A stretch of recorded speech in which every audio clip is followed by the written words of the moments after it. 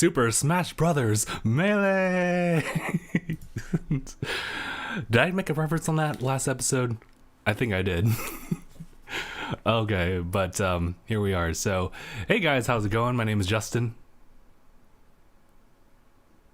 You're watching and or listening to episode 311 of DangIT Podcast.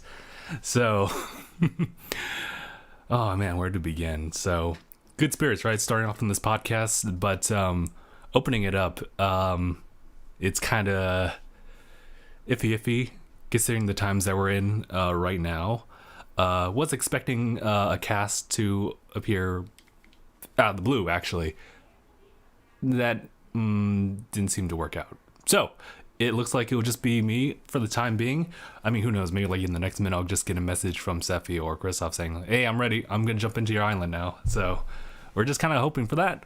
In the meantime, we might resort to actually jumping onto Discord and talking to Mark, who's actually in the comments or in the chat right now. Get a lot of him to jump in here, and I'm not sure, did Mark also jump in? Yeah, I think he did jump into the Animal Crossing stream on Twitch yesterday. The time is now, indeed. I would say, speaking of Animal Crossing, it just seems like a very natural segue to it. Let me just jump into this little bit of bright news, actually. I noticed on Twitch, getting closer and closer to, personally, on my own. Well, it's the DangIT Pro account, on Twitch, but it's kind of just been me on that one. But we're actually getting closer to the affiliate program, so that might be another source of income. So that'd be actually really cool. And slowly just building, a fan base over there. So I think that'd be really cool if we can actually accomplish that soon, actually. In the meantime, I'm only missing one category. I need to have concurrent viewership of 3 people at the very least over the course of 30 days or so. That's the only thing I'm missing. I've streamed a good number of days within the last month or the past 30 days. And that's the same with subscribers, or followers, sorry. I think the prerequisite is 50 and we're at 66 right now, so doing really well. And I have a couple other plans in mind for the Twitch channel later on. But that's pretty much it, all I had to say about Twitch as far as updates. But for the channel, you may notice that not just with the video, but you may have noticed some different changes happening with the channel as well, as far as the layout of it. If you actually go into the channel art, don't leave the podcast, you'll notice that we actually added the React DangIT logo. As well as notice that there's a new black scheme for everything, and we'll just be keeping that for actually a good while. Same with the what's on the visuals for everyone. It's just a blacked out room instead of the standard green screen, as well as all blacked out clothing. And as you may have guessed, it actually is in pertaining to what's been going on in recent times now. I doubt that anyone is been living on the rock for this, because it is pertaining to something that's been going on, especially if you've been hanging around social media. There is following after what was his name, George Floyd, his passing back in late May of 2020 as a result of police brutality. And I feel that literally the entire world has made a stand in protesting and just voicing their thoughts about what's been going on. And this past week, I've actually had to written this all down on my notes here, because it's just, I've been working this past week, and I've been observing, listening, reflecting. Just this past week on social media, internet alone, I've just seen so much. I've actually had to put my phone down. I had to walk out of my room while I'm browsing the internet, just to get it to hold still for a second. It's just a lot. But some things that I got out of all that was this feeling of realization. I'm not sure if a lot of people have felt this before, Pretty sure not everyone has, but kind of like connecting it to my life earlier on. You know, I would spend time in class in like history, for example, kind of learning about like the nation and the world history, about how there was different conflicts and illnesses and how we overcome all of that. And now we're in this weird situation where you realize this ain't history anymore. You're in history. Well, yeah, it is. Yeah, it is history, and you're in history right now. And it's strange because we're still in the middle of a pandemic, and then in the middle of all that, this happens. And not only am I still trying to just kind of cope with the fact that, like, you know, we're pretty much supposed to be staying indoors, and there's been I would guess, lack of better words, rebel against that. People trying to get out as much as possible. And now this has become the very thing that has allowed a lot of people to just kind of go out. I'm talking specifically about the protests that have been going on just all over the place. Lots of people, mask and no mask, out there. And I'm just thinking, it's great that there's so many people out there that are in favor of Black Lives Matter. But at the same time, we're also dealing with a pandemic in which we probably shouldn't be that close to each other still. I know it's been a few months, like 2 max. Yeah, about. And, you know, there's still cases popping up, and I think that's the only negative that's coming out of the protests, aside from, you know, these instances you see online about people getting hurt real time, big time. Oh, I'm sorry, Mark. Let me go ahead and just jump back to you for a second. I've been kind of just taking up the floor, I guess, as I should, as like the person kind of doing the solo hosting right now.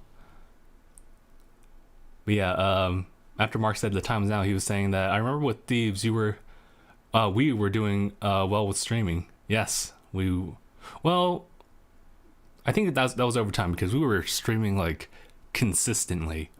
And you know what, Mark, maybe we should jump back into that, go back into Sea of Thieves, because I could use like a change in scenery, for lack of better words, instead of just doing very casual Animal Crossing. You didn't notice the new skin? Yeah, everything's been updated here.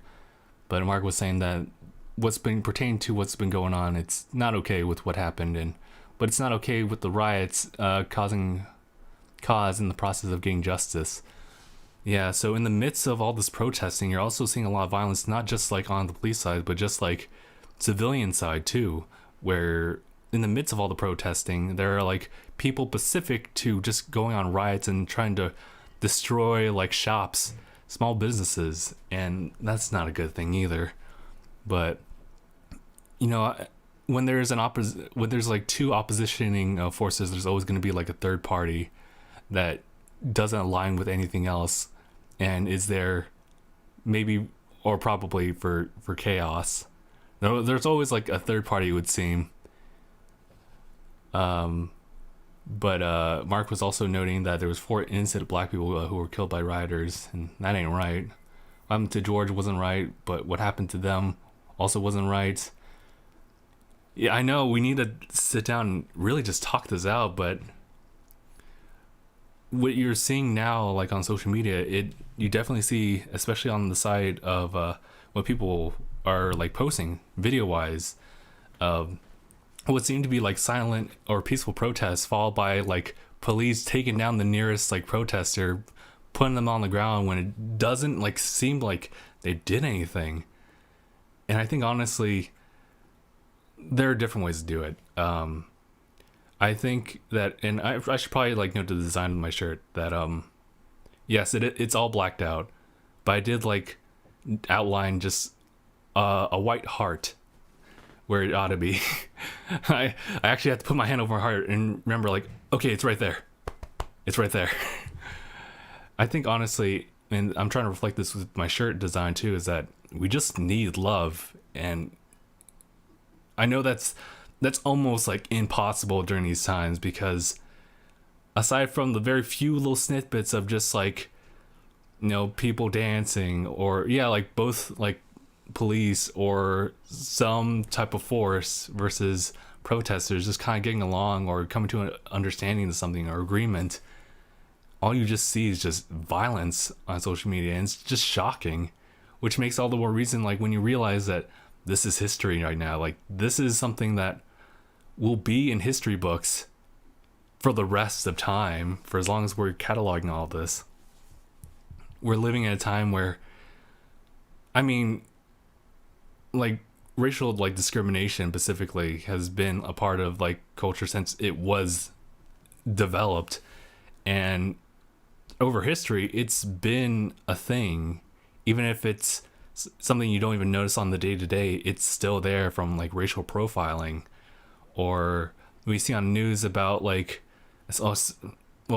like someone getting shot. I know I don't have a lot of examples on this one, but what I'm saying is that, especially, I had to actually watch a bunch of things for me to realize that it's always been there. The only difference is that we're now recording stuff. And granted, though, like, we've had the process of recording like footage, but this just seemed to be like the last straw for people, because it was an instance where it was someone who was innocent who was just asking or begging for life, and 8 minutes later it never got to him, and that's really just depressing. And so now we're not just sitting here, but we're seeing a lot of people just like stand up and going on these protests, mask or no mask, really trying to bring this all into the light that we can't stand for this. And so, and it's not just like people standing up in protest, walking the streets, but it's also people on social media all over, whether donating or using their social media to just bring awareness of it, like what we're doing right now.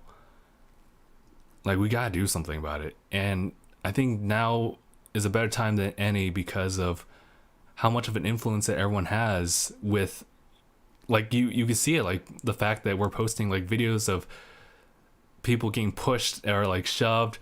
I saw like a video of, I don't mean to bring the channel, I don't mean to bring the podcast further down to this little pit trap of depression, but I remember there was a girl who was just being restrained. She broke out of her restraint. She just stood there, and literally like a bunch of cops just like went up and just beat the shit out of her. And I was like, whoa, like, can you at least talk? But I don't know. I don't even know what to make of this. It's just kind of hard to really just kind of keep a peace of mind when like this stuff is happening even now as we speak. And I think Mark was saying that sorry to like kind of take the floor again, but Mark was saying like how they lit a building on fire and tried to use like the vehicles to block off the firemen in the city near me. They had to force their way in, save people and a child. In fact, they were going to let a child burn. That made my blood boil, said Mark. Also added, racism, I want to say, a majority of the country disagrees with and exists still without a doubt.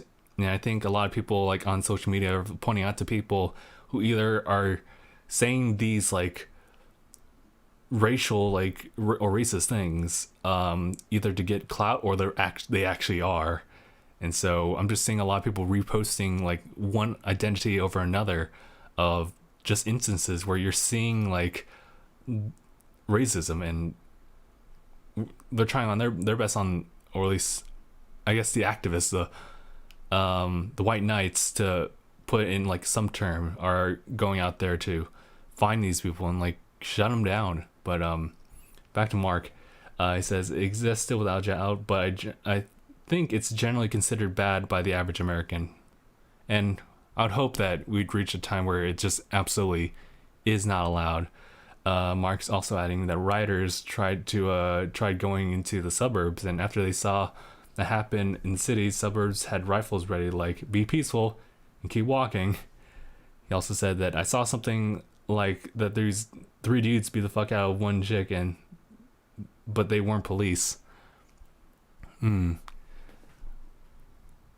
But shoot, I don't know where I was gonna go off from there, but I think now is the time where, like I was saying, like we have to do something. And what I want to do for the sake of this channel as well, or not for the sake of the channel, with the channel, I wanted to, and it's a shame that I don't have everyone else here on board for the podcast, was to,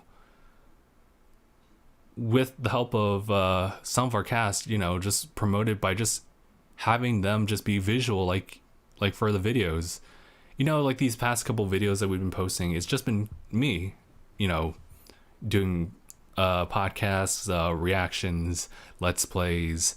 And it's understandable because it was hard for us to really get people together in the first place, but now we have things such as the curfew and the fact that we're still technically not allowed to be going out, or at least advised not to. But it's been really difficult, and I've just been kind of filming on my own. But I would have loved to have a little bit more. It wasn't intentional or anything, but we did have like a whole like catalog, or a catalog of videos featuring Anaya's game catalog. And I thought that was super cool because we don't really get a chance to film with Anaya a lot, and that's because he's busy. He's out on his job. It just sucks that we don't really get a chance to record with him, or Christoph even. Although we still have plans to work with that for sure. One last thing that Mark was saying, activists also point out white on black racism and no other race on race, so I don't think that gives a fair look into racism being universal.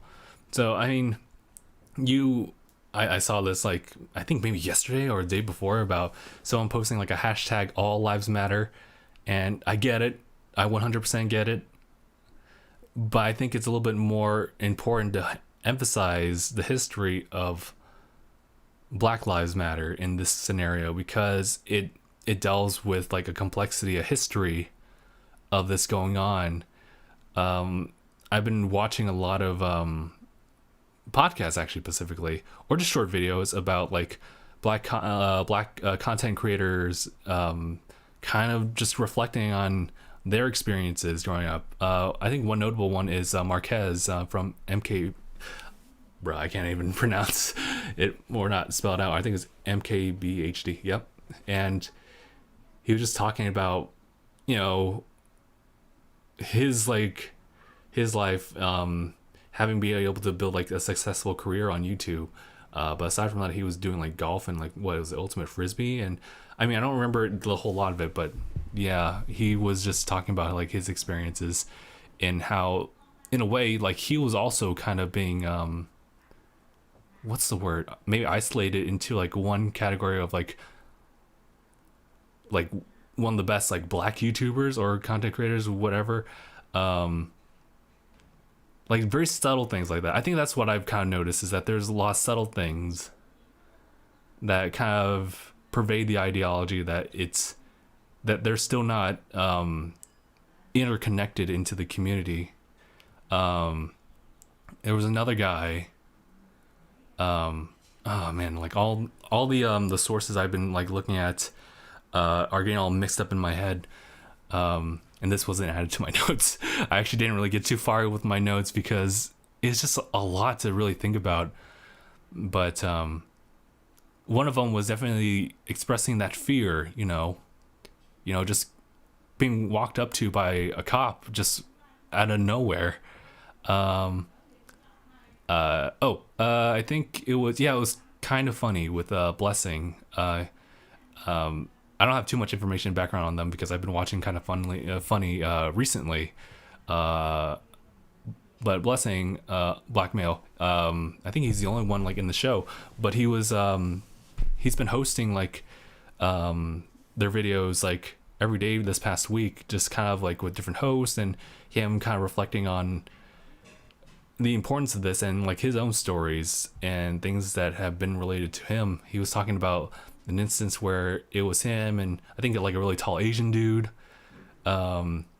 and it was an instance where he was getting racial profiled because he was just, I guess, just out in the neighborhood just picking up his friend. And this happens, and I'm thinking, like, this reminds me of a time when back when I was a social worker, we're out and about, going like from house to house sometimes, talking to our clients. And I was like, it was a part where I just finished up with one of my meetings, so I just walked out, like got back to my car. I didn't drive off yet. I was just writing stuff down, and I kind of like stood there and realized, like, this is kind of strange. Like, I'm a guy in this car, looked like I had no business being there at that point, and it just felt weird because I was also thinking, like, what if someone called on me? But then at the same time, I didn't really feel that sense of worry, whereas perhaps, like, if I was black, or maybe I was like, if I stood in the sun like way longer than I used to, then perhaps maybe there would have been that fear. And I think that's something that should be brought up, is just the initial fear, just the profiling of it. There's actually a coworker of mine, I won't really give out names here, but he also kind of had this situation that actually happened where he was just waiting for a meeting to happen, and then a cop kind of pulled up on him, and he just asked, like, hey, what are you doing here? Sorry, I'm actually like waiting here, have a meeting with my client. Like, oh, who's the client? I can't do that. That violates certain laws here and there. And it was just one of those things where it's like, someone just saw him, called the cops, and there they were. And like, some people will just have like these not altercations, but just like encounters with them, and it just probably will end well, and that's it. But other times it's really just a fear of, like, is this it? But yeah, Mark was saying that I got you if you need me for the podcast, and I think I will like jump to Mark here once I finish my little bit here. It's not not as much as All Lives Matter, as much as it is you see that they are looking at like white beings being racist to black people, but I've seen Hispanic and Asians being hella racist to black people. And you know what? I've actually not seen as much of that as probably Mark has. And Master Hand just jumped in. Hello, Master Hand. We're just talking about stuff. In the context of the situation, I understand the white on black reasoning, but I'm talking overall, not just this current situation. Cops pulled up on me, Mark said, and I felt intimidated as fuck, and that's come from a white guy. And if there's anything more, if you need me for anything more, is what I meant. But yeah, let me see what else I added here. I think oh yeah, here's something to kind of leave it on a positive note. I definitely want to use YouTube and a little bit of Twitch, but Twitch is also kind of like not as publicized, I would say. Not really big group to really kind of give shout outs, but we will definitely do something about that as far as just for moving on forward, showing like how open we are to Black Lives Matter. In this case, on YouTube, I would like to do a shout out actually to this music producer. His name was Alex. I don't know how to pronounce his name, but let me go ahead and spell it out. His stuff here. His YouTube channel is Alex Moukala Music. That's Moukala in the music, and he's actually a music producer, and he's actually contributed greatly to Avengers Endgame. Actually, I actually came across his videos with one recommended video which he had listened to. It was a music reaction to, what was it? Persona 5's River in the Desert, I think. Yeah, Rivers in the Desert. And I find that it's really insightful, like his dissections into a lot of music. He's huge on Final Fantasy, and he really just went in depth with like the Airbuster, for example. And I was watching his video earlier today about his dissection with one of the Kingdom Hearts boss battle musics in 3. So yeah, I definitely recommend checking him out. And then of course Marquez and his his videos as well. They're just well done on there. I do definitely want to play more of a part in not only shouting them out, but also leaving comments, liking their videos, sharing it if possible. It's we got a lot of talent out there, and we should we should support them. But that was my bit here that I can come up with right now. So I think what I will do is actually hop over to the Discord and just start a video call here. Just open one. I'm gonna jump into the Something About Letting People Talk channel. So here, let me put the headphones on. Oh shoot, I was getting really comfortable just speaking without headphones on too. Bloop. And if anyone wants to jump into that, I'm open. So let me just bring up the desktop audio too, just so their voice can be heard.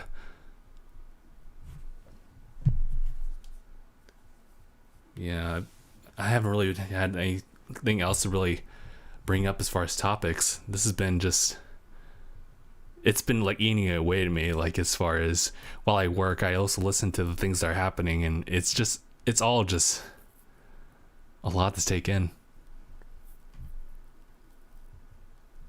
But let me see what else I had in here.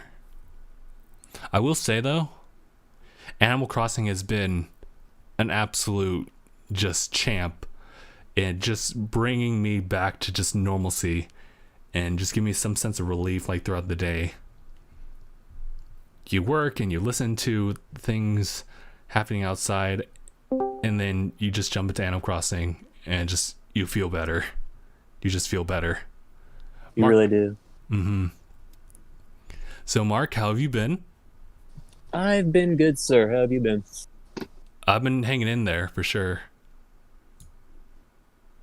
Yeah, definitely some crazy times. It's just trying to make sure everyone calms down, doesn't destroy everything. Let's just get this settled. Mm-hmm. Everyone be at peace. Anything that you've been doing this past week? Anything in terms of just usual stuff? I've been trying to watch Judges. Oh, JoJo, right? Yeah, I've been putting that off for a while, so I've been trying to make sure I can get that finished. I need to catch up on a couple of my shows. Actually, I've been behind. But other than that, just kind of been hanging out. Stuff's been delayed because of the event, because they wanted to let the protesters' voices get out there. For sure. What are you barking at? Dog barking at me. What do you want, man? He just wants to be part of the podcast is all. He's like, you got on there without me. He probably just wants me to sit down here on the floor with him. It's a good thing these rooms are mobile. Mm-hmm. He likes it when I'm down here with him. But he likes company. But yeah, I've been doing that. Pulling a game, playing some strategy game. Because he plays Europa, I'm playing Stellaris. So imagine space Europa. Yeah. Yeah, I do know that game, Stellaris. I've seen like a couple of times just like on searches and on like the blue moon that I'm just like on Steam looking at a library. I haven't played any games on Steam so far, but that's going to be inevitability. Mm-hmm. I keep saying, you know, like at some point I'm going to be playing PC games. I mean, I feel you. If my PC worked, or if I had a better one, I'd probably be playing some more PC games. Mm-hmm. Get ready to say, might start saving up some money so I can afford a decent one. Yeah, I was looking online because I was looking at like different aspects of the PC that kind of goes into like video editing, and because I'm currently dealing with some like, I wouldn't say overheating, but it is definitely just like high temperatures like of the CPU processing like as videos export, and we were thinking like, shouldn't the GPU also help manage that a little bit? But I'm still in the process of figuring that out. And Yeah, 'cause I was trying to think. It's the graphic processing unit in terms of video quality. It might. it does play a role in just simple playbacks. So I mean, like, I downloaded something that monitors it, and it shows that, yeah, definitely it's being used for just monitoring playback. But as far as exporting and processing the video, that's all like CPU with very, very minor like uses in GPU. Even if you select this GPU acceleration option on. Oh, I see. Are you still using Premiere? No, I'm using a Vegas Pro 17. How you liking that? I've gotten used to it. There's still definitely things I missed about Premieres, specifically when you're messing around with the timeline, but otherwise, I've kind of gotten used to it. I'm not sure if there's anything else that I could possibly need for just like what I usually use it for, and that's just kind of like simple cuts here and there, music overlay, like transitions here and there. It's got as much as I could really need, and then it just has additional stuff. Yeah, back when I was editing, like, my computer didn't go.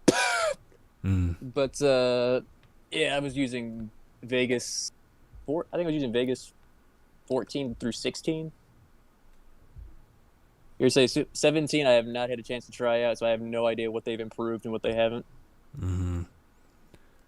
What was I gonna say? Oh yeah, the whole conversation actually led to me thinking about it when I was just looking up these things about the GPU that they were showing sales for, what was it, the GTX like 2070, and I guess that's a pretty it's now a base model for like a lot of game PCs, but that thing with it by itself is $500. So I was like, and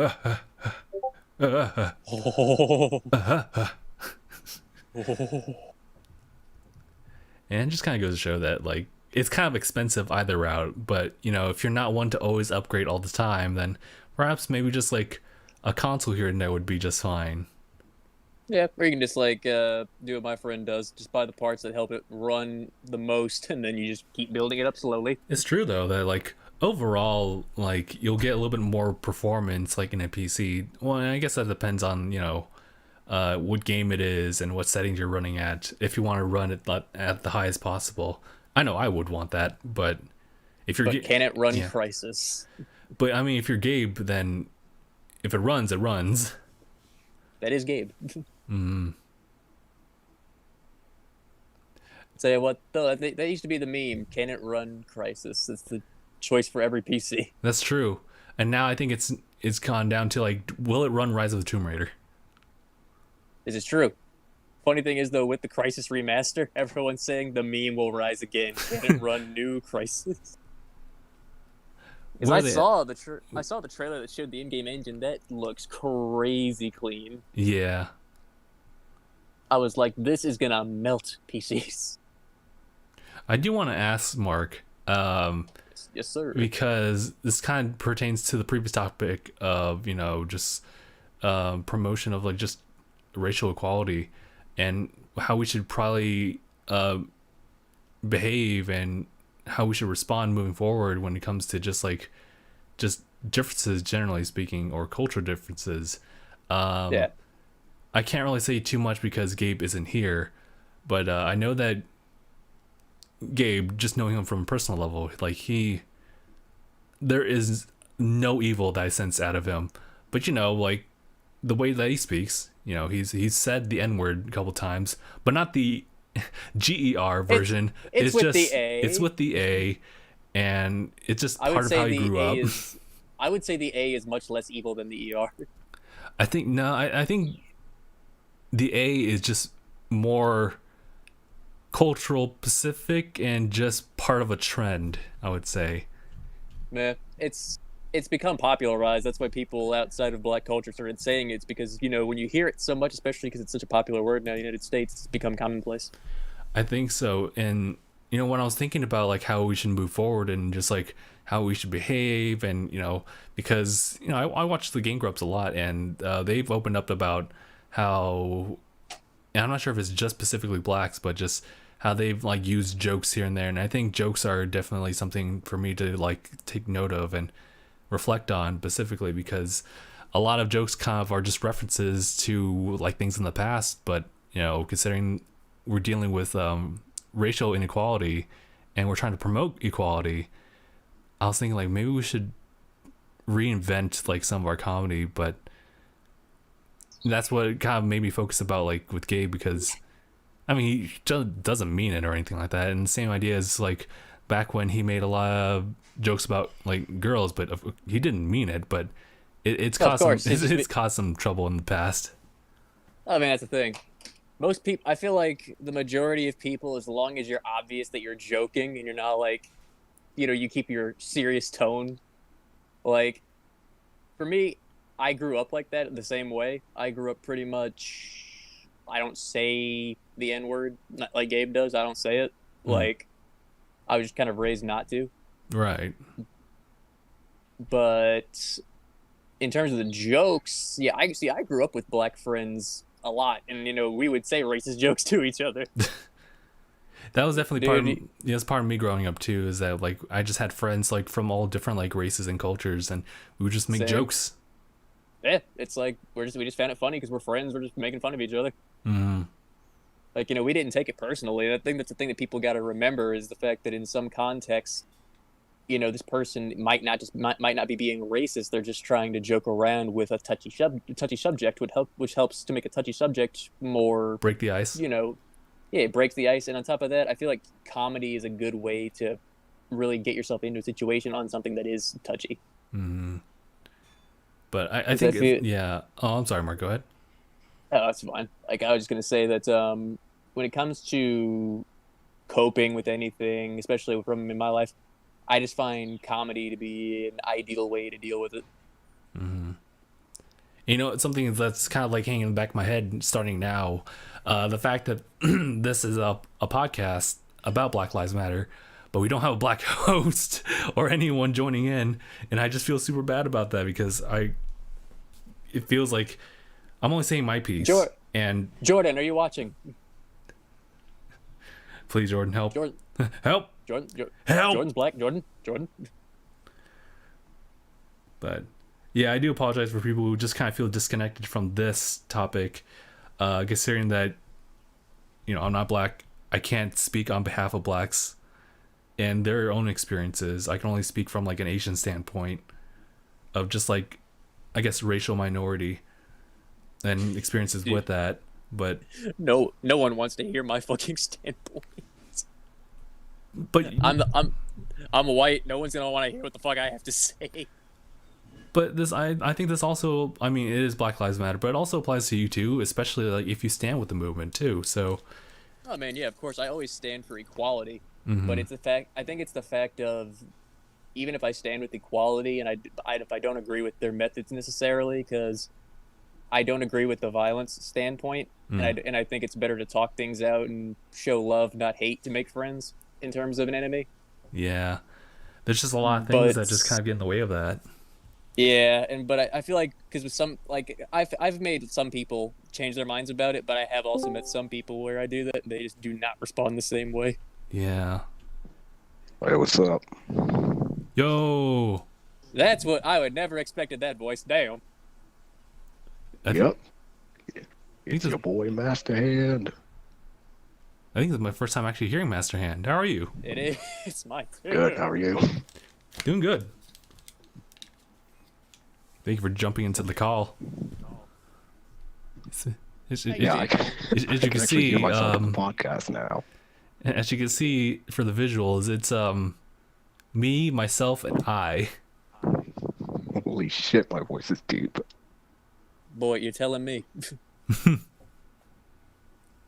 How old are you? 24. Nice. Same age. We're in the same ballpark here. Yeah. Justin, aren't you 25?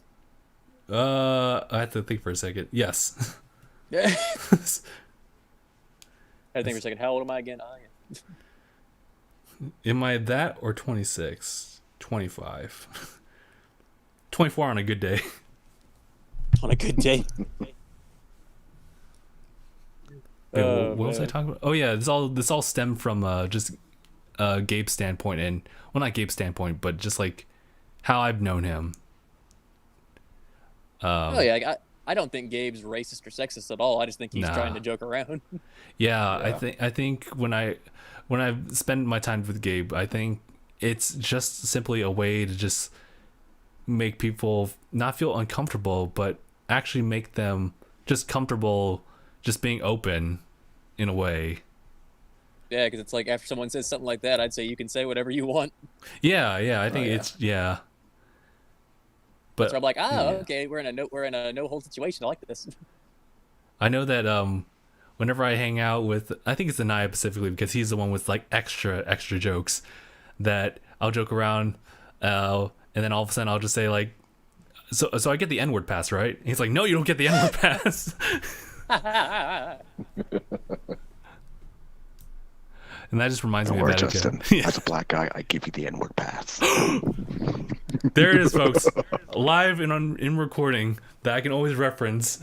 It's got a stamp and everything. First of all, Master Hand's black, Master and two, Hand he gives me has the given N-word you pass. the legendary N-word pass. So is this gonna come in like a plaque, like in mail, or is it gonna be like in a cardboard box, or like with some paper clip outs, or is it? It's gonna be rolled up. You know, I'd say it'll just be there. Like, you just say the word, and it'll just manifest right behind you, and the other black person's gonna see it and just be like, "Oh, okay." like, I see. You're good. You're good. He's fine. He's clear. He's clear. It's You know- that you know- you know black the rule. magic. Black magic. Go on, try it. I can absorb any type of lightning. Bet you never felt black lightning before. Dead. Shit. Fucking Justice League, dude. But, no, see, when you said Master Hand grants you the N-word pass, all I imagined was Master Hand holding that big stamp shit. It's got a fucking N on it. You just stamp his ass cartoon style. Just Yep. bonk. And it assimilates into your skin. Oh god. So, I mean, people can't see it, but you now have the authorization to say it. It is now a natural right. A natural It's right. just stamped right there on your back. Does it pass Right, down to you're right. children? Yes. Yes. Okay, cool.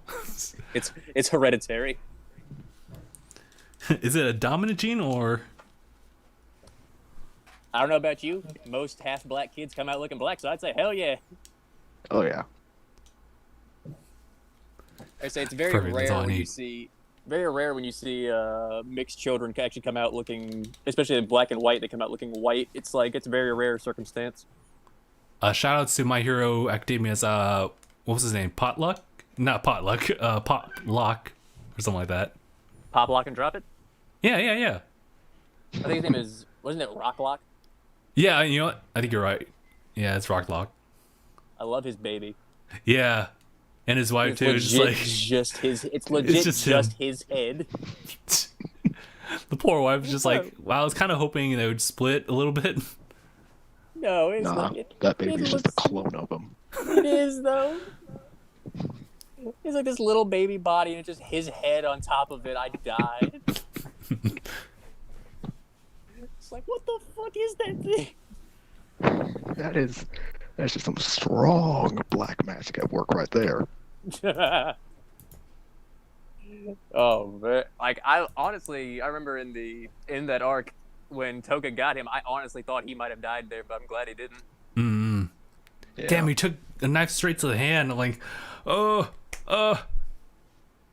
Oh, my tendons. and he didn't flinch either. He just like he was ready to like throw hands or hand. Hand. Yep, there was that. I mean, a lot of and I need to kick because here's the thing. I watched episodes 1 through 7 of season 4 because I'm current with the manga and I was current with the anime up until that point. I kind of just started doing other stuff and I was like, shit, now I'm behind. So I need to catch up from episode 7 to 23 because I did watch 24 because when I saw that it was the Endeavor scene, I was like, I have to watch this no matter what. Mm. Oh yeah. Like I was not going to miss that episode for anything. And Yeah, that it was Endeavor fight bliss. was just, ooh, that's perfect. Nut.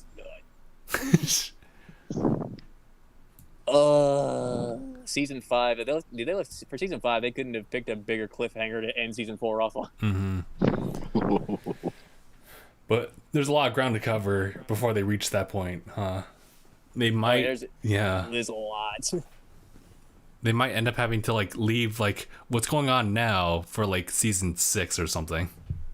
Oh, without a doubt. Like, I would think that in this arc, we might get to the part of the My Villain Academia arc.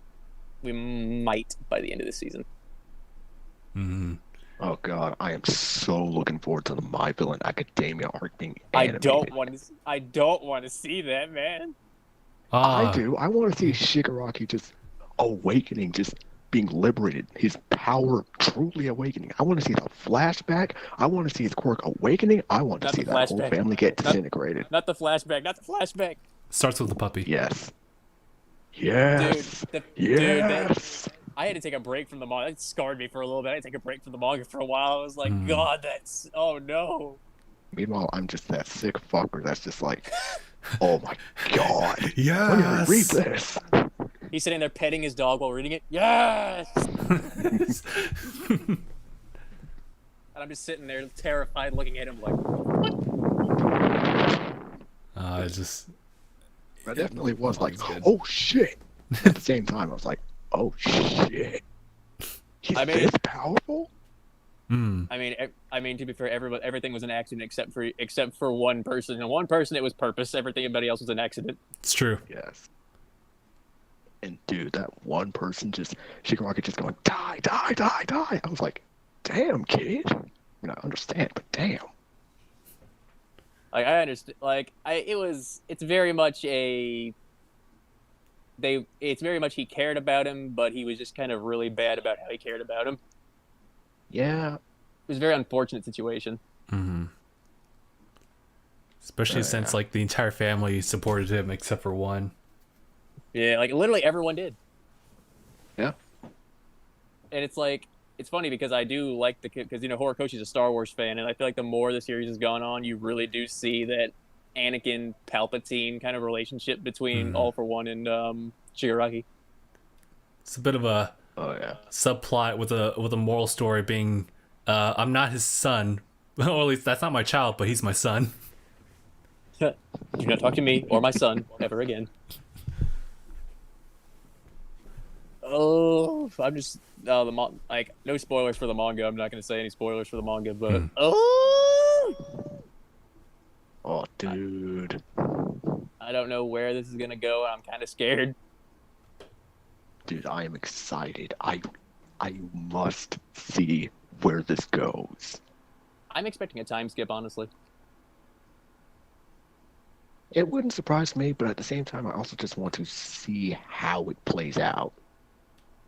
I'm the same with both ways, actually. Just it'd be nice, and I would expect it, but if they could just really just kind of sit down and kind of develop this like naturally, then I'd totally love to see like how people respond and how they'll react and see how the My Hero fan base writes death threats to Horikoshi this time.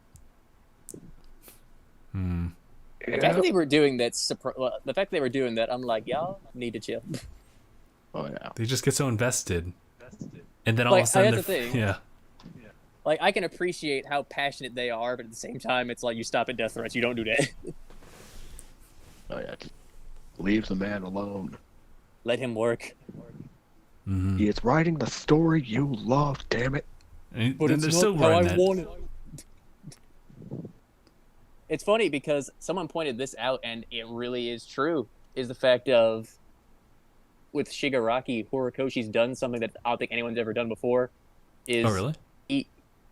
He's made the protagonist for two different sides. Yeah. Yeah. Because Shigaraki is like the villain protagonist, and Izuku is like the hero protagonist. I can see that. Oh yeah. And it's like, yeah, when someone said that, I was like, oh, that actually makes sense.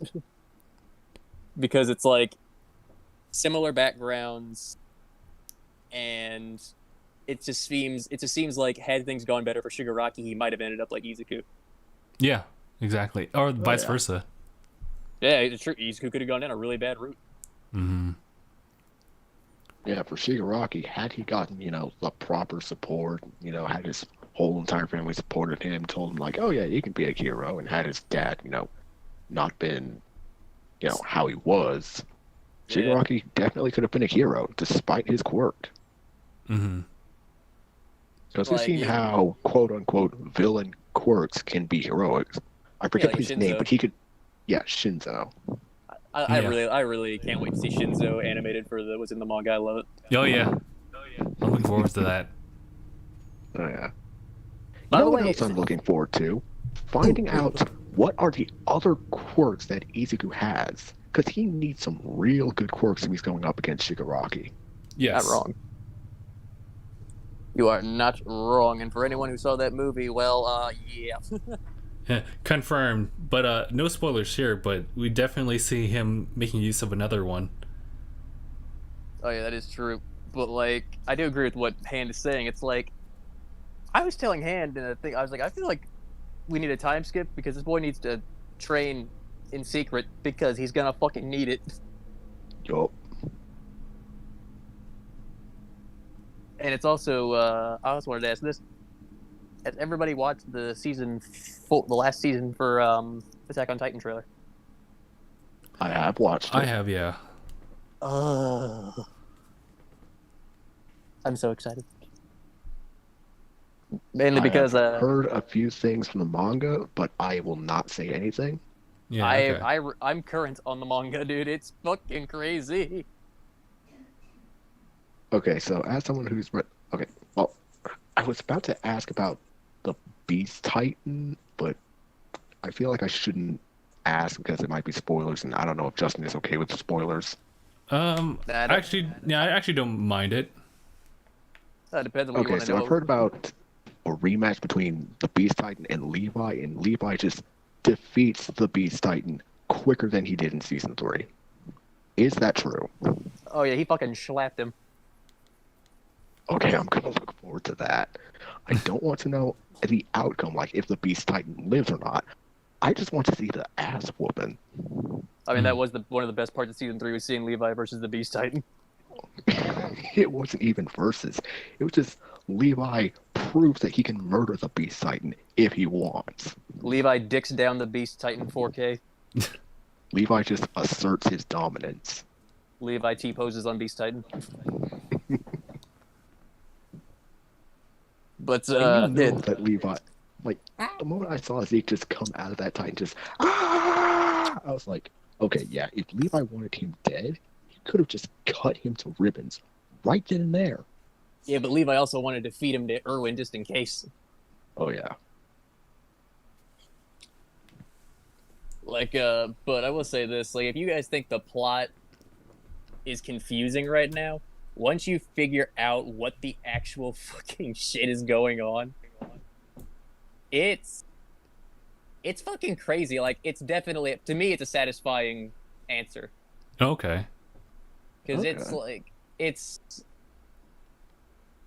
if I was to say what I could, with no spoilers, if I could compare what Attack on Titan story reminds me of the most, because I think you've seen it throughout the entire story, it's very much like Norse mythology. It's all inspired Norse mythology.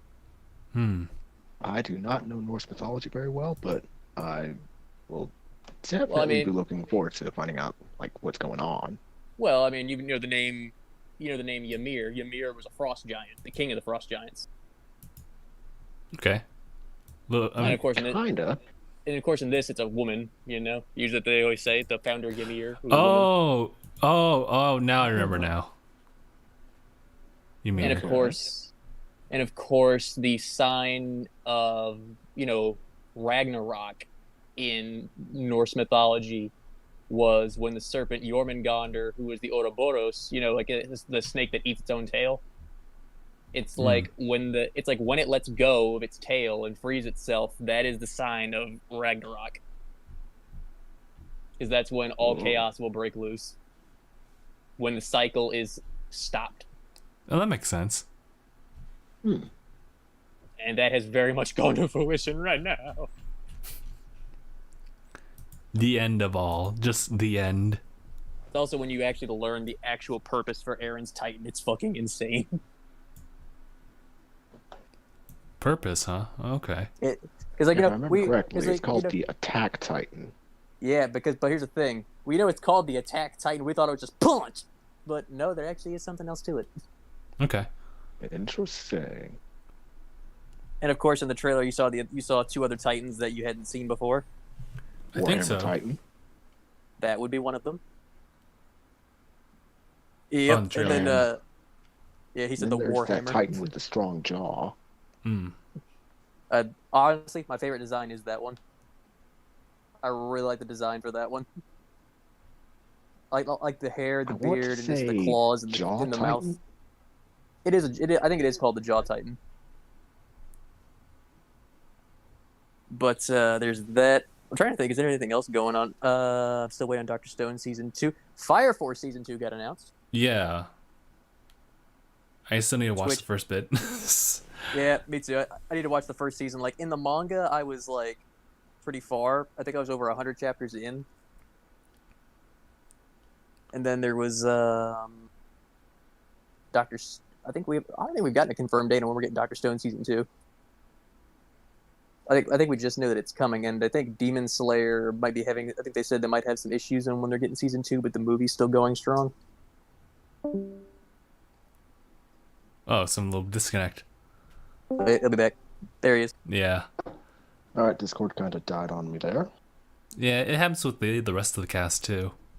Yep. Quick side note: Master Hand threw me the fuck off because every time I see his avatar on Xbox, that shit's albino fucking white. Yeah, that was an avatar I made like way back during like mid-teens, basically a vampire lord. Okay. That's what I was going for back then, and to this day I decide, you know what? I'm gonna keep it. I'm gonna keep it. Yeah, I was gonna say if I see Hand on, usually I see him playing whatever is the new latest anime fighter out there. Oh yeah. Which one are you playing now? Yeah, So I was playing Dragon Ball Z Kakarot, but there's also One Punch Man, a hero nobody knows. I still haven't bought that yet, but I will eventually. Okay. Like when Kakarot came out, yeah, me and Hand were. He and I were on that for like hours. Yup. And then there was the I remember I messaged him asking how One Punch Man was. He said it was all right. And then there's okay. Yeah, all right. It's all right. It's all right. Then there was a Jump Force. I told you could have always joined me, Andy, and Zane on Jump Force if you wanted to. Oh yeah.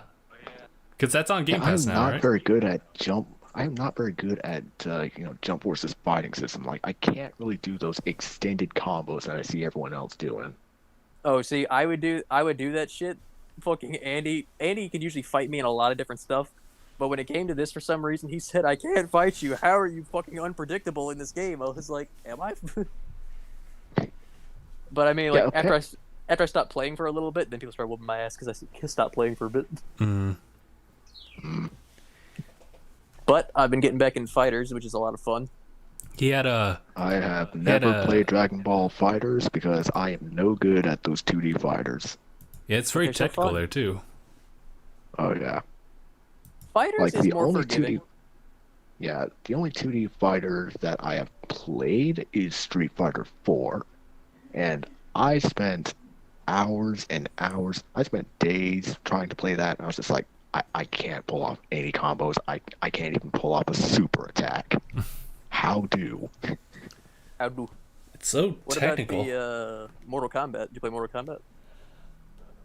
I only played it once. That was back in high school during Gamers Club, and someone like challenged me, like, "Okay, hey, how about you try playing this?" And I was like, "Okay, I'll give it a shot." How do I do this? What's going on?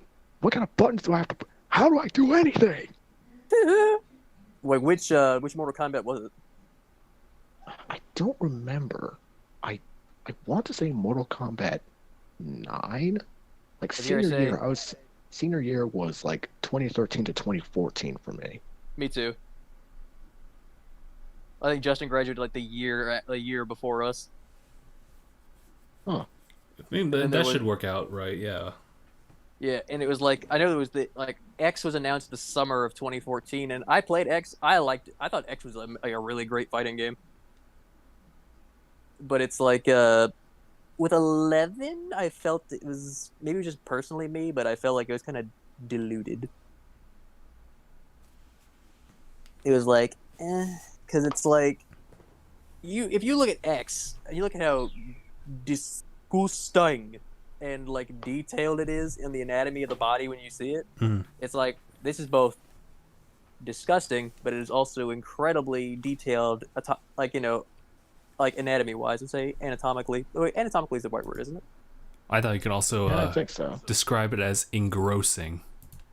Engrossing.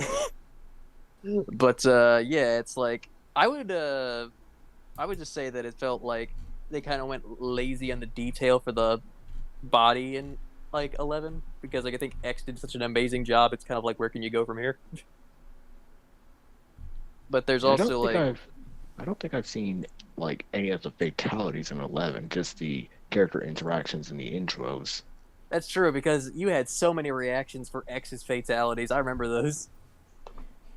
Because X, that shit would make your spine crawl. But eventually, after a while, you get used to it.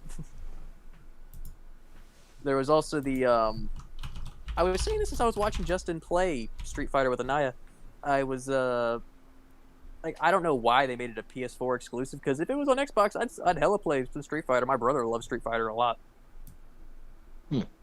Like, he would play 4 constantly. But it's like, I never understood why Sony just felt the need to grab Street Fighter.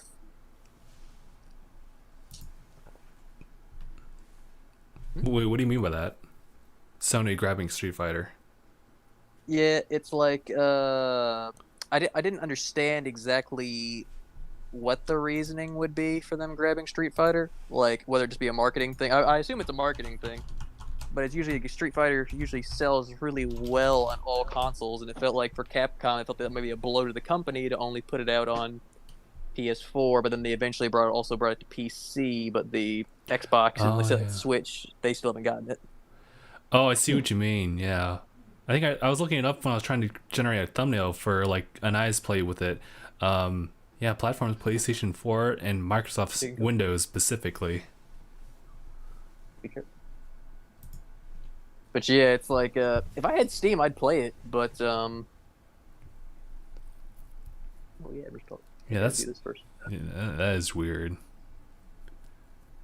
Okay, so right now I'm just looking at the Mortal Kombat X fatalities. It is a 40-minute video, and holy shit, that is brutal. Oh yeah, everything in the X fatalities is fucking disgusting. Maybe that should be like. I'll put it in media sharing what I'm watching.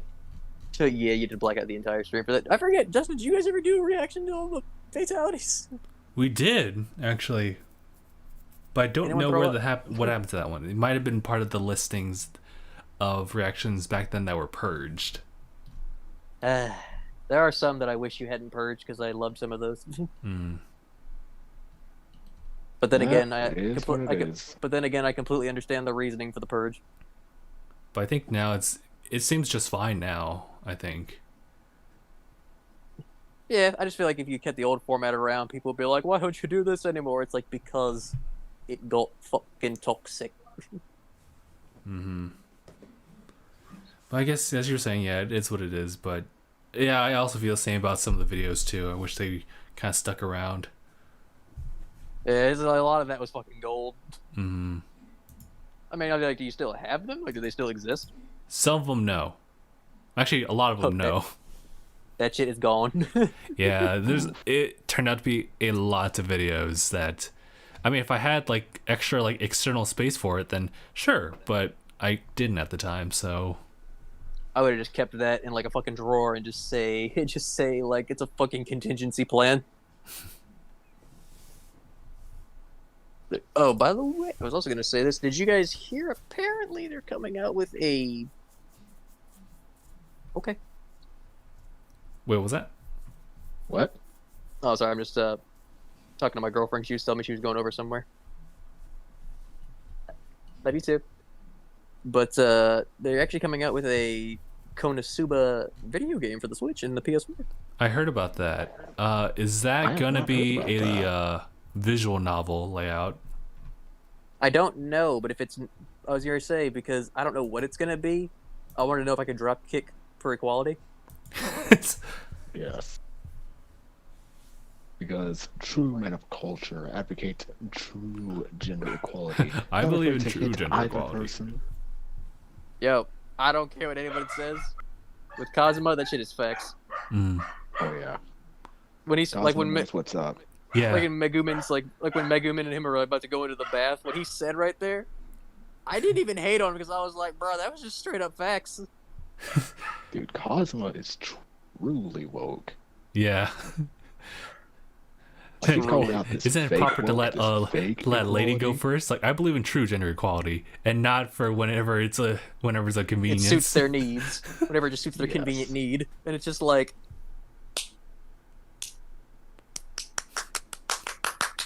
Just start clapping.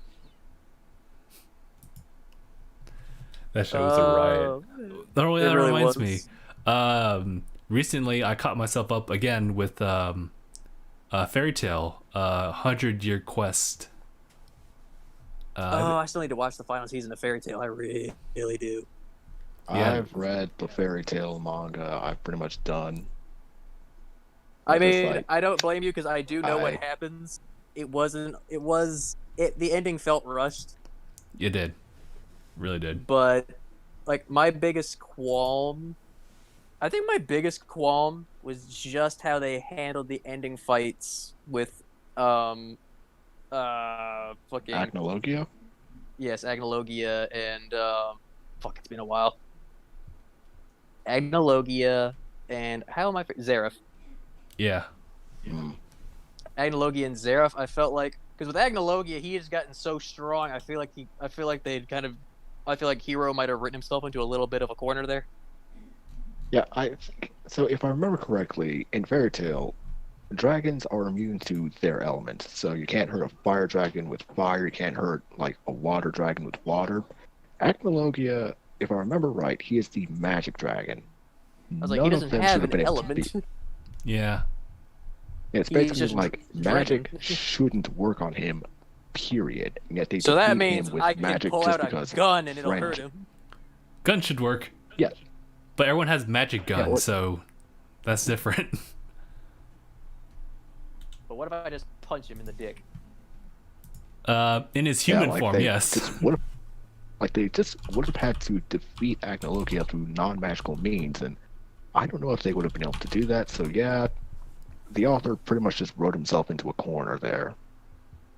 With Like if it were Zareth, just, like if it were that the dragon were resistant instead of immune to their elements, then it would be fine. But outright immune, that would, yeah, don't know how you tackle Agnologia there. although design-wise, I really did like Agnologia's human design. I thought it looked sick. Yeah. Oh yeah, it looks awesome. Yeah, the thing with like 100-Year Quest is that it is a continuation and it deals with like stakes higher than Acnologia.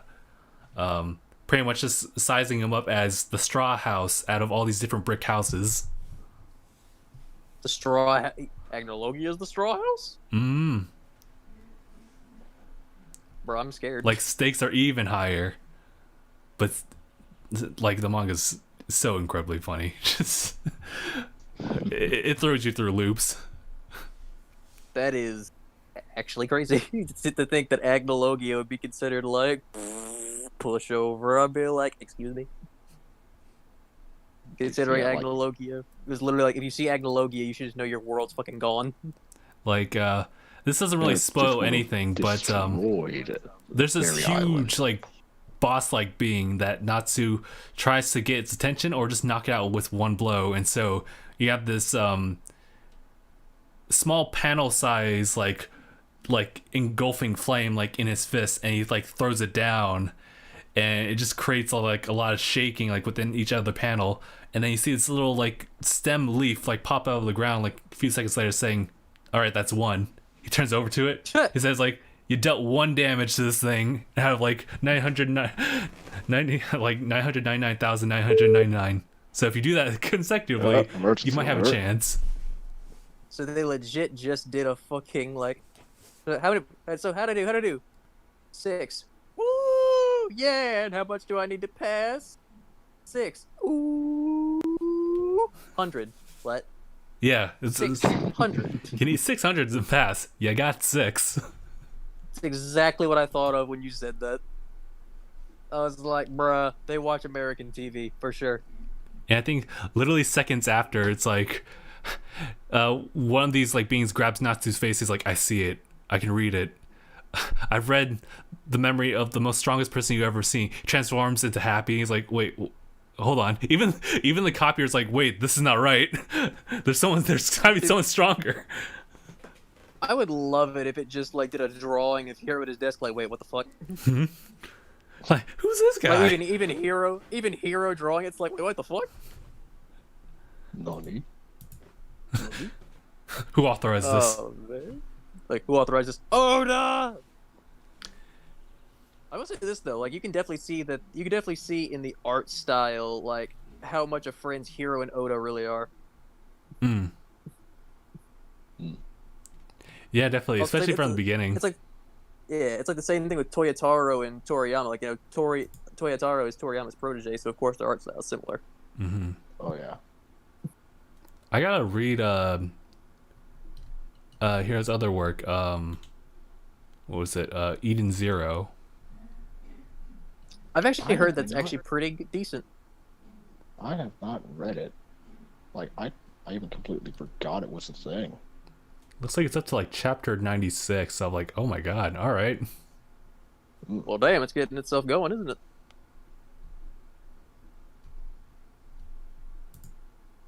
Like it's also the fact of there's also new mangas coming out, like for Shonen Jump. Like there's one going on right now. It's very much. I think they said it's like if you combined Harry Potter and One Punch Man.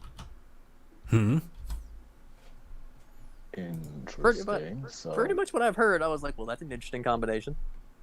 So basically, one spell man.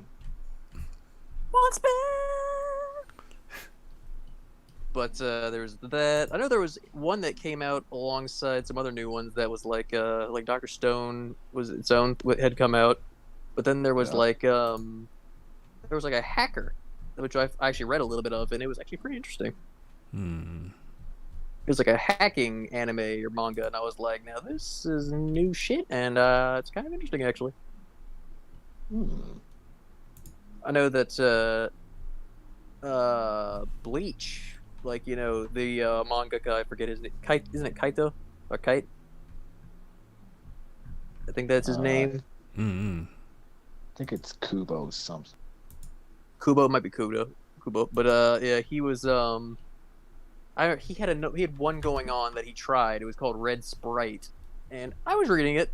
It was alright. Honestly, I definitely saw potential in it. I was like, I could see this going somewhere. But I think shit just didn't work out with the numbers of with the Japanese, so I think they kind of just scrapped it. Yeah, I hate to see it happen. With Black Clover, I mean, like that's Black Clover's gotten more success than I thought it was gonna get. Like I thought it was gonna be popular. I always thought it would be popular because I started reading the manga when it first came out. I thought it was gonna be popular. I didn't think it was gonna blow up like it did. Yeah, so I got started with the anime, and I saw it had a super rough start with the anime, and I was it had a rough start. I think it's like after 20 episodes that it kind of like balanced out on those like rough edges. Oh yeah, it was about for me it was like episode 30, I think, during that undersea arc that it was really getting good. Then I decided to get into the manga, and the manga I stopped. At the manga, I stopped when that devil appeared. Like, you know, like the actual one. Yes. That thing looks fucking scary. Like that shit. Oh yeah, that is a demon. Like that was the most terrifying thing I think I've ever seen someone who draws manga or anime draw. That was horrifying, just those eyes. Like, And then yep, you're telling me that that's a there's monster. more kinds of this guy in just this other world. And in this current arc, they're like the Dark Triad trying to bring demons into this world. And apparently, Isn't that what they are? apparently Like yeah, the Dark Triad, aren't they like actually demons or something like that? no, they're devil possessed, and they can like tap into more of that power, over 50% of it. Yeah, because I know the king is like his name is Dante, which is a reference to Dante's Inferno, which is like Yeah. the purgatory tales and stuff like that. Yeah. But we just think like I don't know if you guys have, I know he's probably seen it. I don't know if you've just seen it, Justin. Asta's fucking yoked now. Like He was yoked already, but I swear he went double time on the time skip. oh, there was a time skip. Yeah, there was a recent time skip. Oh And- shoot. Asta came out of it, and he's like fucking. He's looking like Yami swole.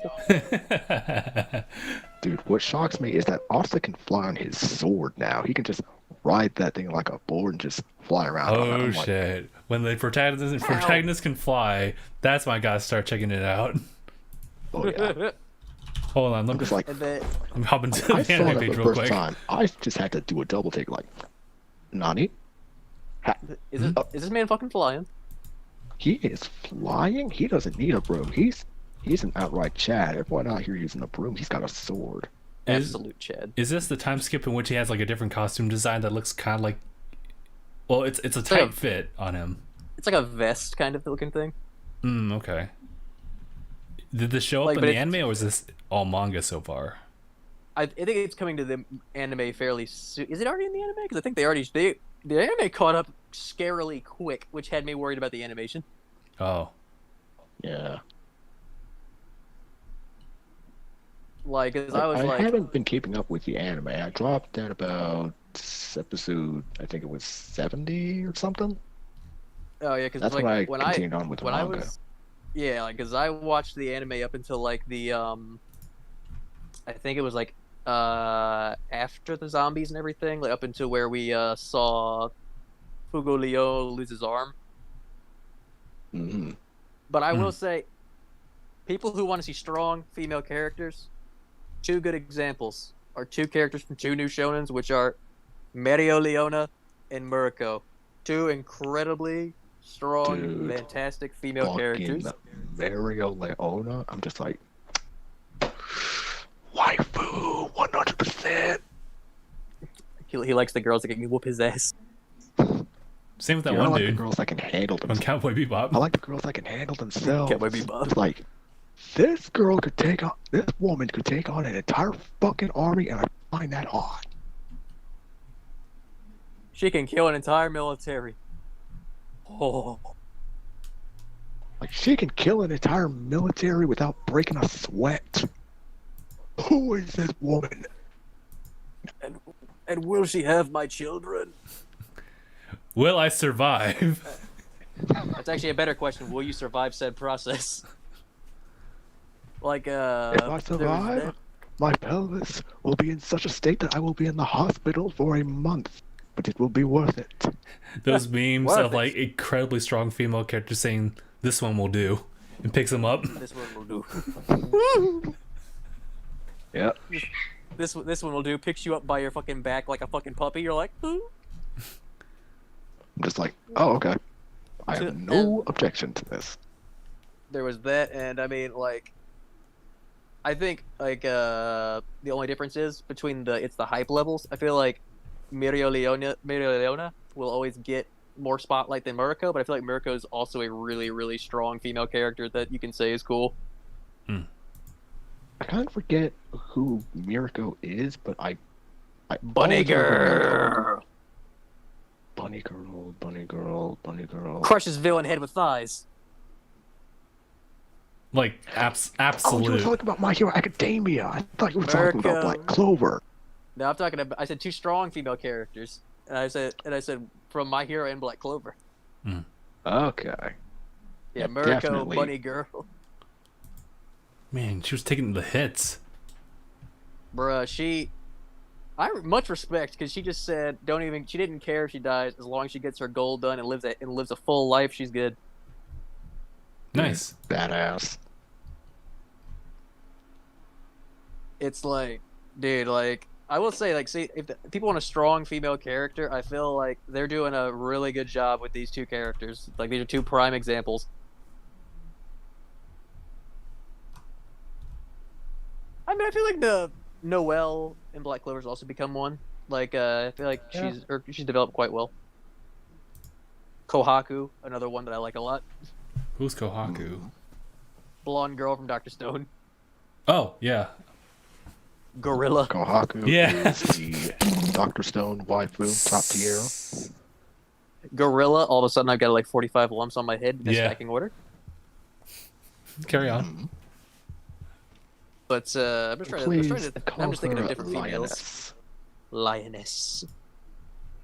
I'm just thinking of the different females, but I mean, honestly, I feel like the girl who captured everyone's hearts in Dr. Stone has to be Yuzahira. But then she only had like a very limited like cameo appearance. But she's just so cute. She's just so cute, though. But she was only in like 5 episodes, and then she was gone. I know, but take this for example. As soon as she says, when she shows him that she got one of the stone birds too, and it looks like we're both idiots. Just that look she gave him, I was like, this woman must be your wife, Taiju. Take her for your wife. She's too perfect. And she's ready for it. But, you know, they gotta wait until everything resolves. Yeah, you just look at Taiju and just like, Taiju, you have found the perfect woman. You are required by law to take her as your wife. Take her as the wife.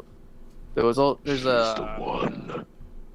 Like, you see, it's funny because I saw people talking about this earlier. I want to see what you guys think.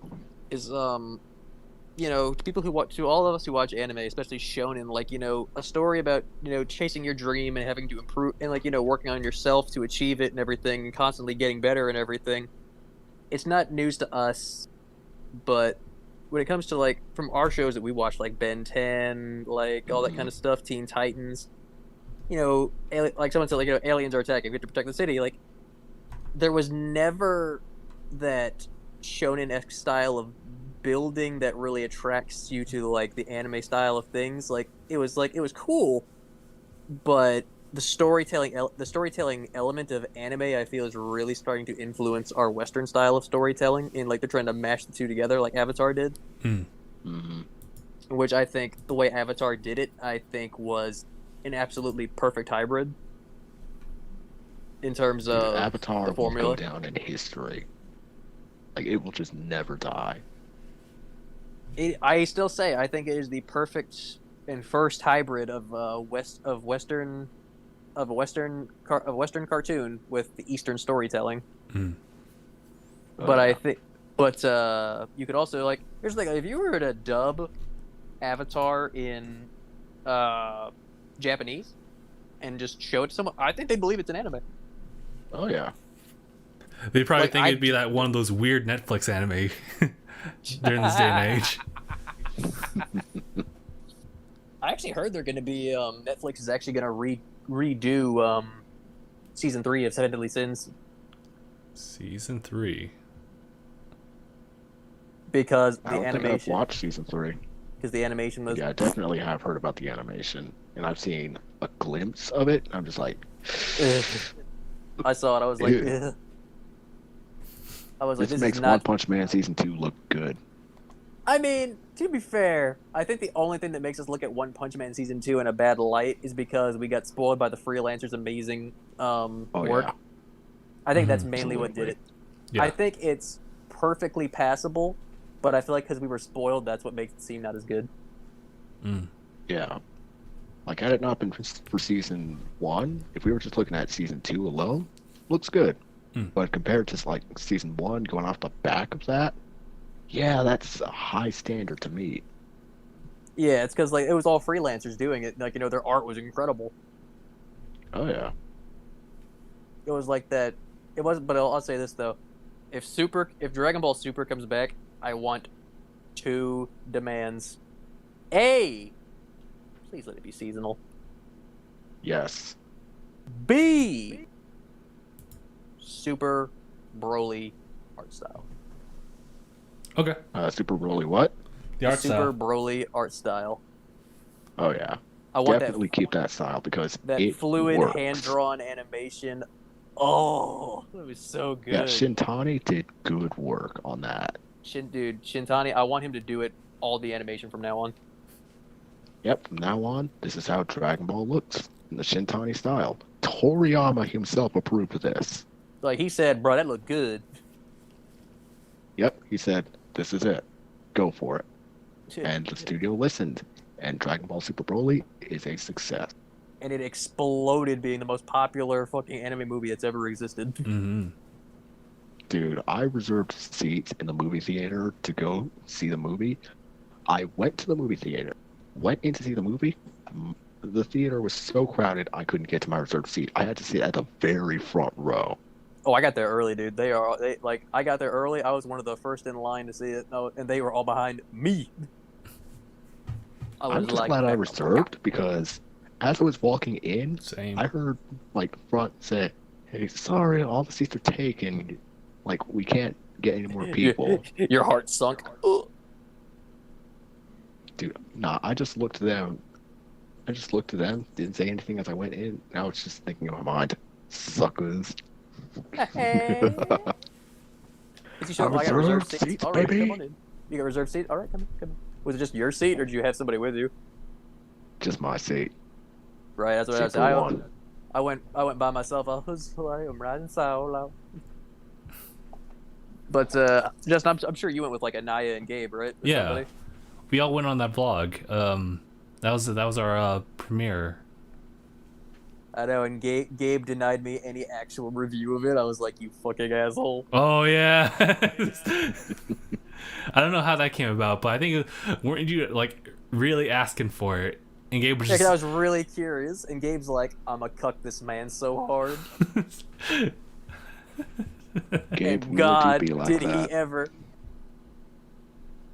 Although he immediately called me about the My Hero movie, he was actually really happy with it. yeah. I still need to see the My Hero Academia movie. Bruh, I'm not gonna lie, I don't know what it was. That ending fight, along with that music, made me get fucking emotional for some reason. Like I can feel water in my eyes. I'm like, what the fuck? Dude, I'm used to getting emotional. Mm-hmm. Especially in My Hero. My Hero like loves to pull on your heartstrings. It does. Oh yeah. There's that. I think Oh, for the most man. recent like heartstring pull was Night Eye. Oh yeah. Oh fuck. Oh fuck. Oh Night-Eye. dude. Why the That's fuck like- did my Xbox suddenly turn on? It said Night-Eye on? Seriously, I have an for that, but I had to whisper that because if she hears it, she'll be like, hmm. Guess I gotta. Where's that microphone part? Alexa. I had to look over there just to make sure she didn't hear that. Hey Alexa, silence.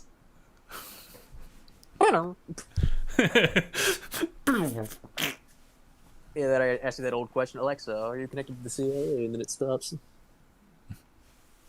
I remember when that clip was going around viral. I was like, oh. I mean, I don't know why they would like say like, oh, this is proof. I was like, dog, they're always listening. We all know this. Mm-hmm. Whether it be through an auditory device or just your internet history, they're listening. Why do you think when you were talking to your mother in the car about this new flavor of ice cream, you happened to get an ad for that exact flavor of ice Ben cream Jerry's on this website? just curated a new flavor.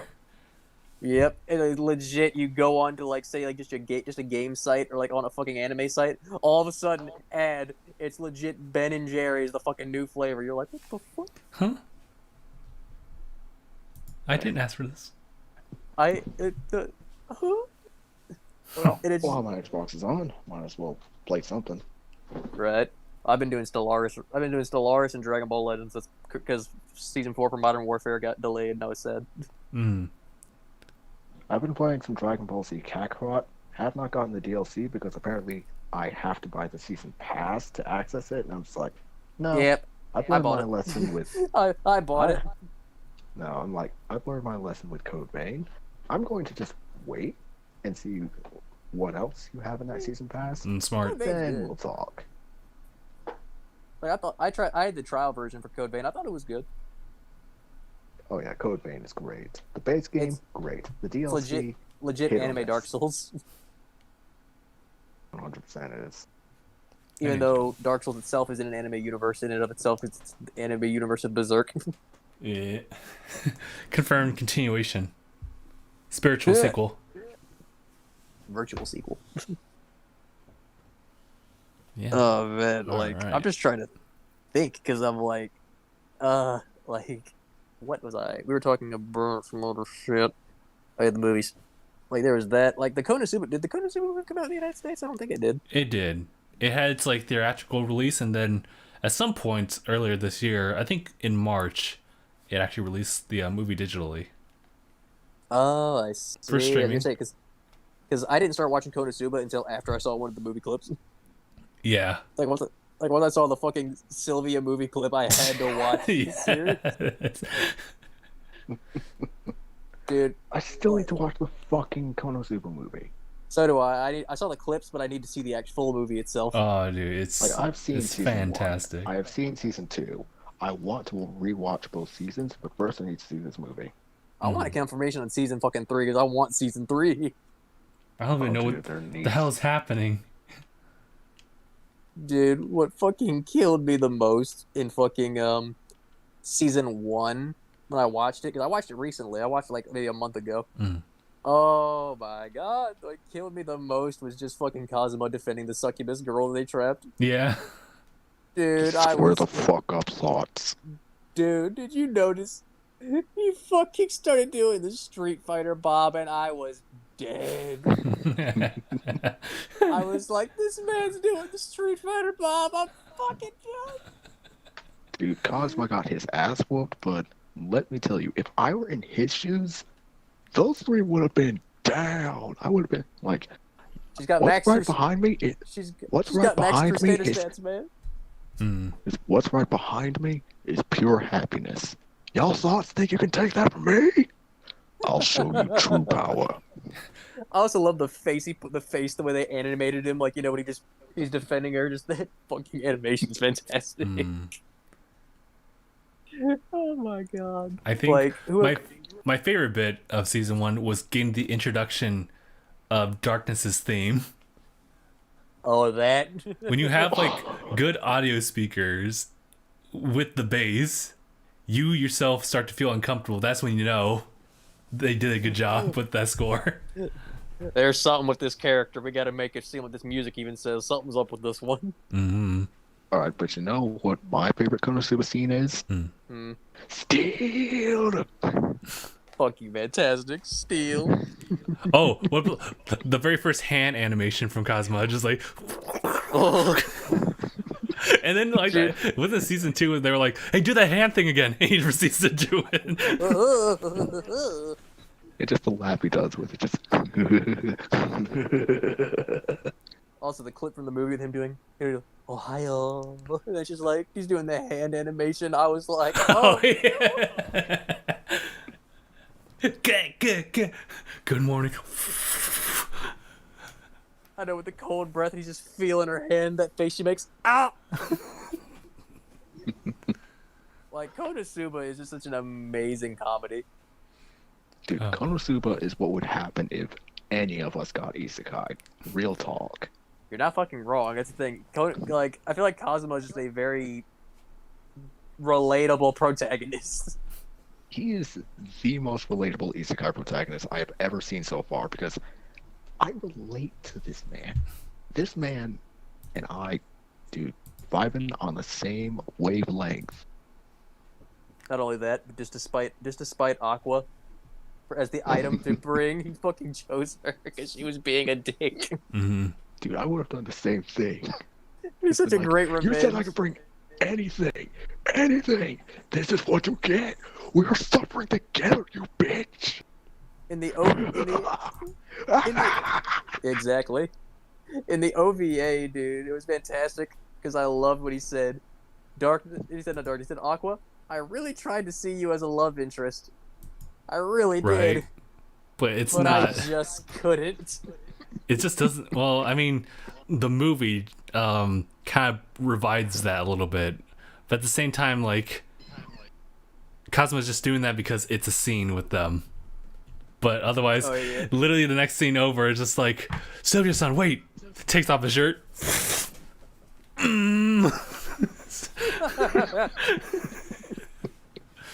I fucking dude, the Sylvia scene killed me. Like I had to watch it after that, just because it's just like I love when she like lets him go, and all of a sudden he just like, oh, take me, and she just drags him in, and she's like, did you just let yourself get taken? Of course not. He just starts snuggling in. I love the after images that they do. Right. Not only that, I showed it to my girlfriend. She and I both started fucking dying as soon as as soon as he started doing he's like talking to them. Now you see here and the Yeah. I was about to cry laughing. I was dying. My man just kept smelling her. He was so confident with himself. He's just hanging by these boobs. Next thing you know, she says, "After all, I'm part man myself." Everything just goes quiet. Say that again. Oh, you didn't know? Oh, Even these boobs that you hang on to so much have been added recently. Cosmo, don't panic. Don't panic.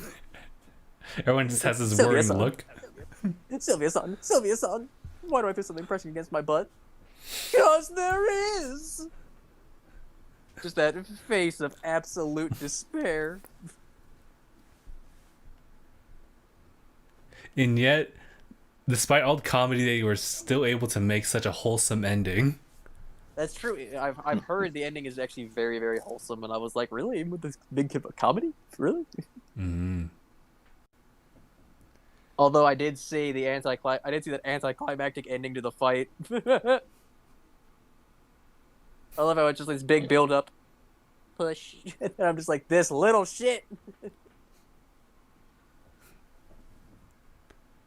Oh shit! The origins. They talk about the origins a little bit of like how this like clan has been assembled. No, that was hilarious. I saw that. That's fucking funny. These poor souls, they don't even know. They have no fucking clue.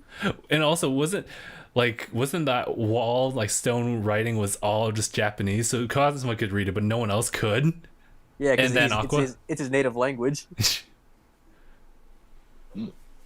Like I think Aqua can also read Japanese, Yeah. but I think it's only because like it's her job. Mm-hmm. But there are just so many funny aspects to Konosuba along that line, especially because it's like they always have their funny little quirks. Like, you know, for example, like look at Darkness, Max Crusader stats. She can't land a goddamn attack. She got her ass kicked by flying cabbages, smiley little cabbages, and then we have fucking. Arguably, I agree. This is probably one of my favorite comedic aspects of season 1. Was every day they go to blow up the castle, and you see them getting more and more happy, like into it each time, going to blow up the castle. Then the Dullahan just shows up. What the fuck? I'm trying to relax, and every day someone's dropping a goddamn nuke on my house. that is so real, though. Yeah. I just love it, man. I love how like he's just like, I'm just sitting there trying to chill, and every day someone blows up my house. There's another show that's Konosuba, but lighthearted and more wholesome on the end spectrum, but it is very much so. You sense that sense of comedy.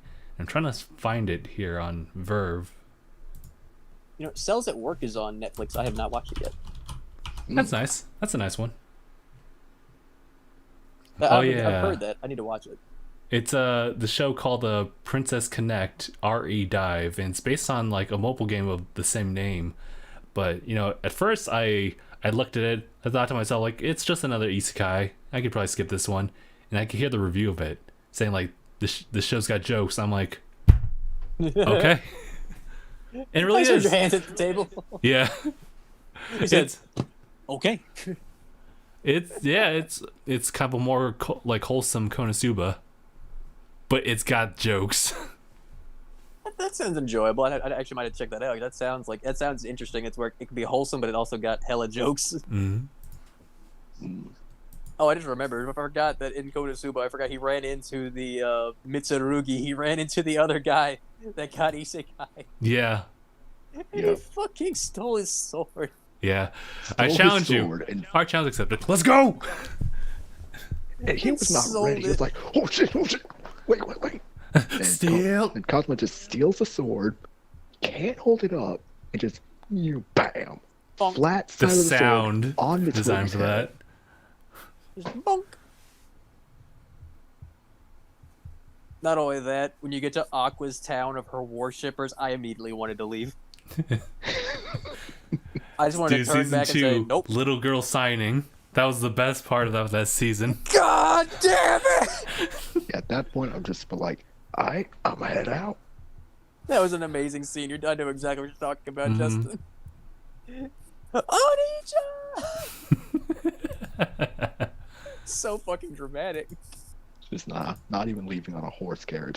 I'd just be out of there on foot, broad daylight, sprinting for my life. Dude, those Like, I'm seeing y'all roadrunners, back. those ostriches. Like, I'm seeing y'all back home. Dude, those I'm out of this ostriches. bitch. I remember that shit. Those ostriches. That shit was wild. Top of that darkness got off on that big time. And Fucking just getting dragged. the carriage doing like initial D move. Right. Cosmo comes out and like yeets like darkness as far as he possibly can. Bruh, she went far. On top of that, not only did she go far, she landed straight on her head. Yeah, wasn't she saying like, "Oh, this feels so great," and then she immediately like voice cuts as immediately as she hits the floor, like. Yeah, she's like, "This feels great." I was like, Jesus. I was like, is she okay? Damn. Oh Like, damn, man. you good? No, she's Apparently, in the light novel, because like I was curious, I was like, so have any relationships formed? Apparently, there is a canon relationship. Hmm. Konosuba and Megumin. Is it any of our cast? It is Kazuma and Megumin. Oh. Apparently, they did actually kind of make it official. So they went the legal route. The legal route. I mean, in Japan, that is legal age. So I mean, on top of that, he isn't even an adult himself. So Okay. by our terms, by the American terms, like he's not even 18 and she's not even 18. So I guess Okay. it's okay. It's fair, as long as he doesn't try to do anything. Apparently, they've tried, but they never... Okay. No, but all right. no, but they like no. Here's the thing: the age of consent in Japan, I think, is like 13 or 14, and she's that age. Oh boy. And for us, it's highly different. It's highly different for us. But it's like they've tried to do that kind of thing, but they never can. I think apparently Darkness tried to confess to Kazuma, and she got really upset when he said he's already in it with Megumin. I think they said she tried to rape him. Oh. No. Oh no. No. The barbecue dip. But it's funny because apparently she couldn't because of her lack of experience. She didn't really know how. I thought it was because she always misses.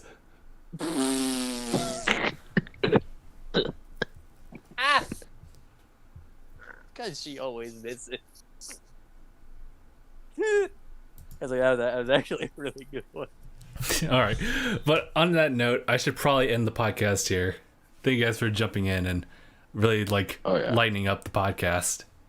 Man, God, we went on a bunch of tangents. We did. But Mark, I would actually be down to do Sea of Thieves again tonight. 8:00 my time. All right, I can try to make that work. Okay. And Sounds like you a guys plan, have my fun man. with that? I've also got something I need to be doing tonight. Mm-hmm. What are you doing, man? What you doing? Yeah, I'm basically in a roleplay server and I want to participate. Okay. Is it have got- just a general thing, or like? It's a specific thing for this hentai game, Koikatsu. Okay. But here's the thing, though. Koi Kasu is a It's what?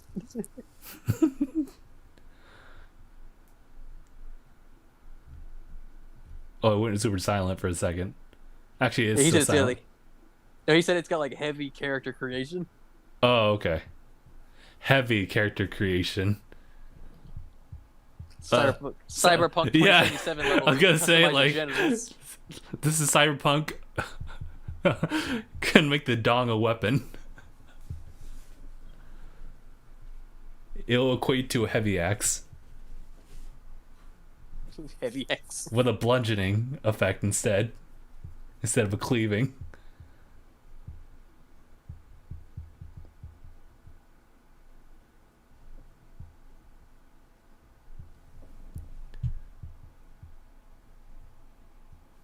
Oh, what else is he saying, Mark? Couldn't actually quite hear.